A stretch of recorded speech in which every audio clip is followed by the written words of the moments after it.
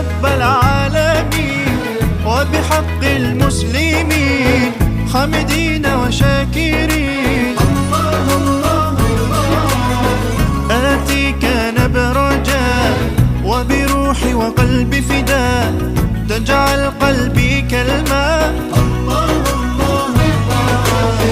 كالماء المستنير واللؤلؤ المنير أحسن في الضمير وبيد رسول الله اسقني شربة نجاة يهدأ قلبي بلقياه. ومع المبشرين ومنا بالصابرين أدخلني يا رب آمين جنات العليين مع كل